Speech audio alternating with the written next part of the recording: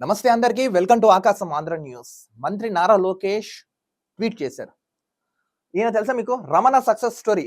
రమణ వెంకటరమణ అనే ఈయన మంత్రి నారా లోకేష్ తన ఓఎస్డిగా ఇతను నియమించుకున్నారు. అసలు ఎవరు ఈయన వెంకటరమణ?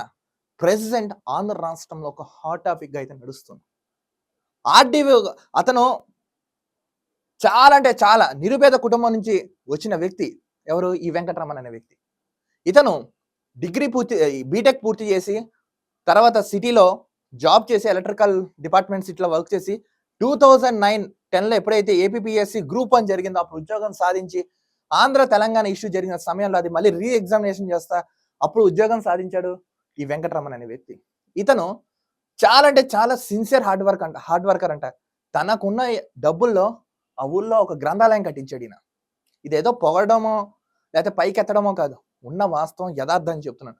అంటే ఒక సక్సెస్ అయిన వ్యక్తిని సక్సెస్ లో కామాలు ఉంటాయి కానీ పూలి స్టాప్ ఉండదని ప్రూవ్ చేసి చూపించాడు. ఇతను ఇంత ఎత్తు ఎదిగినా కూడా ఎవరైనా తన దగ్గరికి ఒక సాయం కోసం వచ్చిన సమస్య కోసం వచ్చిన వెంటనే తనకు తోచిన విధంగా తాను సాయం చేసే వ్యక్తి అంట. ఇతను ఒక గ్రంథాలయం కట్టించాడంట. అంటే ఎవరైతే ఆస్పిరెంట్స్ జాబ్స్ కోసం ప్రిపేర్ అవుతుంటే వాళ్ళందరూ కూర్చొని చదువుకోవడానికి వీలుగా ఒక గ్రంథాలయం అంటే అంటే శాఖ గ్రంథాలయం అని అంటారు. అలాంటి గ్రంథాలయాన్ని ఏర్పాటు చేశారంట ఆ వ్యక్తి. తర్వాత ఇతను ఎప్పుడైతే ఇతను actually he's from Prakasam district వీళ్ళ ఫ్యామిలీ. తర్వాత ఈయన కడప ఆర్డీఓగా వెళ్ళారు.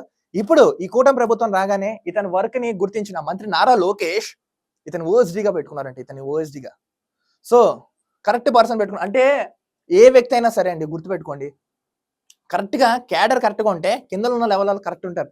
సో ఇప్పుడు ఈయన ఈ డిపార్ట్మెంట్లో ఏం తెలుసుకున్నారు? మనం హత్య రాజకీయాలు కాదు, అలానే విమర్శించే వ్యక్తులు కాదు, జనాల్లో ఉంటూ జనాలకి సమస్యను సాల్వ్ చేసే వ్యక్తే నాయకుడు అని ఆ దిశగా అడుగులు వేస్తూ ఎవరైతే కరెక్ట్ గా ఉంటారని తెలిసి ఇతన్ని నియమించారంట ఇప్పుడు ఓఎస్డీగా. సో ముఖ్యంగా ఐటీ శాఖ, విద్యాశాఖ, ఇతర శాఖలు ఏం సంబంధించిన పూర్తి అవగాహన ఇతనికి ఉందని కాబట్టి ఇతను తీసుకున్నారు. ప్రెసెంట్ ఈయన న్యూస్ చాలా అంటే చాలా ట్రెండింగ్ అవుతుంది ఏపీలో. ఇప్పుడు ఎవరు వచ్చినా సరే, ఏం చేసినా సరే, ఎవరు ఎన్ని పదవులు అధిరోహించినా ఎట్ లాస్ట్ ఫైనల్ గా జనాల్లో ఉంటూ ప్రజాసేవ అనేది చేయాలి. ఎంతవరకు ఎవరు చేశారనేది చరిత్రలో అయితే నిలిచిపోతుంది. ముఖ్యంగా నారా లోకేష్ గారికి మా విన్నపం ఏంటంటే, రాష్ట్రంలో పెట్టుబడులు పెట్టిస్తా అంటున్నారు. ఇప్పుడు పెట్టుబడులు లేవు ఏపీలో. సో ఏమైంది? ముఖ్యంగా ఆస్పిరెంట్స్ కానీ, నెక్స్ట్ నిరుద్యోగులు కానీ, యువత రాష్ట్రాన్ని విడిచి పక్క రాష్ట్రాల్లోకి వెళ్ళిపోతున్నారు. దీంతో సంఖ్య ఎప్పుడైతే తగ్గుతున్నో ఆదాయం వనరులు మనకు తగ్గిపోతాయి. ముఖ్యంగా ఆంధ్ర రాష్ట్రం ఇప్పుడు ఐటీ శాఖ మంత్రిగా మీరు ఉన్నారు కాబట్టి పెట్టుబడులు పెట్టించండి ఏపీలో. ఐటీ జాబ్స్ అంటే కేవలం ఒక ప్రాంతానికి పరిమితం కాకుండా అటు విశాఖపట్నం కానీ, అమరావతి, లేకపోతే విజయవాడ, లేకపోతే గుంటూరు, లేకపోతే తిరుపతిలో అంటే ఈక్వల్ లెవెల్ ఆఫ్ లో మీరు అక్కడ కానీ డెవలప్మెంట్ చేస్తే యువత ఎవరు పక్క రాష్ట్రాలకు తరలి వెళ్లకుండా వాళ్ళే మన దగ్గరకు వస్తారు. ఇప్పుడు ఇతను గుర్తించి మీరు తెచ్చుకున్నారు, ఎక్కడ మీ ఓఎస్డీగా పెట్టుకున్నారు, ఓకే, వెల్ అండ్ గుడ్. అలానే పెట్టుబడులు తెప్పిస్తా పక్క రాష్ట్రాలకు వెళ్లకుండా మన దగ్గర వర్క్ చేస్తారు. ఆదాయం పెరుగుతుంది, రాష్ట్ర అభివృద్ధిలో కూడా పెరుగుతుంది. ఐటీ రంగం పరంగా ఈ విధంగా వీటి మీద కూడా ఫోకస్ చేయండి. నెక్స్ట్ ఇప్పుడు మీరు విద్యాశాఖ మంత్రిగా ఉన్నారు. ఎడ్యుకేషన్ చాలా దోపిడీ జరుగుతుంది ఏపీలో.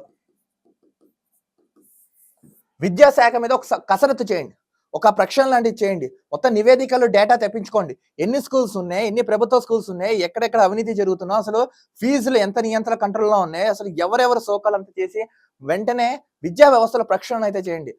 చాలా దోపిడీ జరుగుతున్నాం హెల్త్ అండ్ ఎడ్యుకేషన్ మీద. ఆల్రెడీ సీఎం, డిప్యూటీ సీఎం ఆయన కూడా తెలపడం జరిగింది. కొంచెం ఇప్పుడు ఈ శాఖ మీది కాబట్టి విద్యాశాఖ కూడా వీటి మీద ఫోకస్ చేసి రాష్ట్రంలో జరుగుతున్న అవినీతిని ఆపి సామాన్యుడికి ఉపయోగపడే విధంగా కొన్ని చర్యలు అయితే తీసుకోవాల్సిందా ఈ పరంగా మీకు ఈ వేదికగా మిమ్మల్ని రిక్వెస్ట్ అయితే జరుగుతున్నాం. ఒక్కసారి వీటి మీద ఫోకస్ పెట్టండి, తగిన కార్యాచరణ చేయండి. రాష్ట్రంలో ఉన్న ప్రజలకి కొంత ఉపశమనం లాంటి కలిగించే విధంగా ఒక స్టేట్మెంట్ అయితే ఇవ్వాల్సిందిగా నారా లోకేష్ గారిని రిక్వెస్ట్. అనుకుంటారా ఏమనుకుంటారా ఏదైనా అనుకోండి, బట్ దీని మీద మాత్రం ఒకసారి అయితే ఫోకస్ అయితే చేయండి. ఇప్పుడు వీళ్ళందరూ తెప్పించుకుంటారు కదా, ఎందుకు తెప్పించుకుంటున్నారు? పని చేయడానికి.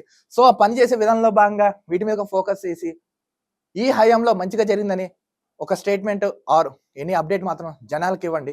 ఎందుకంటే హెల్త్, ఎడ్యుకేషన్ మీద భయంకరంగా దోపిడీ జరుగుతుంది. వీటి గురించి మీరు ఫోకస్ చేస్తారని అనుకుంటున్నాం. చూద్దాం, లెట్స్ వెయిట్ అండ్ సీ వీళ్ళు ఏం చేస్తారు, ఈ ప్రజాప్రభుత్వం ఏంటా అనేది. చూస్తున్నానండి ఆకాశం Andhra news. This is Dilip. Signing off.